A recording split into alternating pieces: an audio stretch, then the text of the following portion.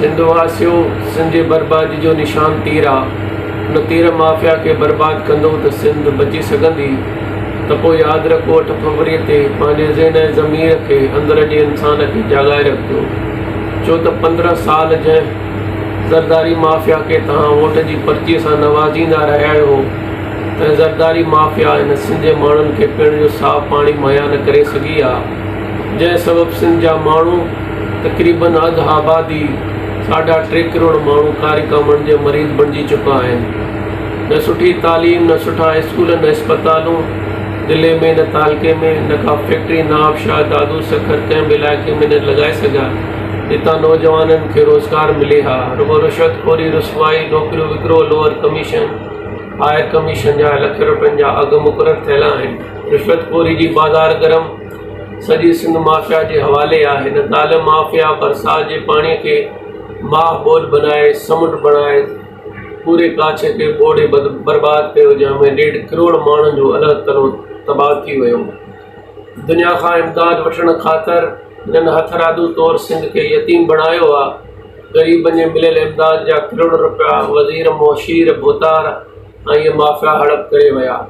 हिन वक़्तु ॾिठूं था त ज़रदारी माफ़िया जेका झंडनि, जुलूसनि, पेना फ्लेक्सनि ते करोड़ रुपया ख़र्चा करे रही आहे, पर इहे पैसा, इन्हनि ख़र्चनि जो अधु पैसा सिर्फ़ु इन माफ़िया बरसात मुतासिरनि खे मुहैया करे आहे त हर माण्हू खे कराची में बंगलो मिली वञे हा। ॿिए तरफ़ कराची खे ॾिसूं था त हिन कराचीअ खे बर्बाद कयो आहे।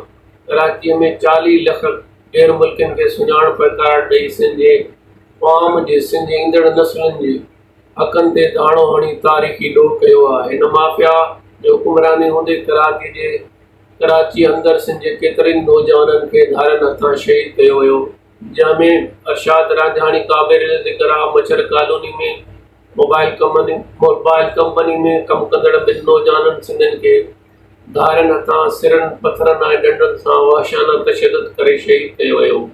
रही ज़रदारी माफ़िया, बेज़मीर ज़रदार भोतार सभु हिस्सुनि ऐं ईवाननि में चुप ऐं ख़ामोश रहिया। असांजा नौजवान बछड़ा बेगुनाह शहीद थींदा रहिया। तव्हां ॾिठो ताज़ो मारी जरबाणी में करबला भरपा थींदी रही, पर ज़रदारी माफ़िया पंहिंजे पाड़े सकरनि जे इलाइक़े में बि उन्हनि ताईं हली न वियो, न उन्हनि माण्हुनि अॻियां मज़लूम माण्हुनि जे ज़ुल्म ते को मज़मती बयानु जारी कयो। न बिलाल भुट्टे, न आसिफ ज़रदारी, न संदन काबीना, न संदन माफ़िया। एॾे वॾे ज़ुल्म ते बि ही माफ़िया चुप रही। पर ही बेज़मीर सिंध विकिरो, बेट विकिरो, जज़ीरो विकिरो ऐं कारूंजर विकिरो कंदड़ धरती जा पलीत माण्हू आहिनि। तव्हांखे आगाहीअ जो हिसो बणिजो, तव्हां हिन अमल जे आगाहीअ जो हिसो बणिजो। 8 फरवरी ते ज़मीर जे ज़रिए ज़रदारी माफ़िया खे शिकस्त ॾियो, छो त हिन में सिंध ऐं सिंध जे अवाम जी भलाई आहे। पोइ ज़रूरी आहे त तव्हां वोट अयाज़ पली जो, ज़ैन शाह, मुनीर हैदर शाह ऐं सिंध जे सॼणनि खे ॾियो, छो त तव्हांजे ऐं सिंध जा इज़ाव घटिजी सघनि था।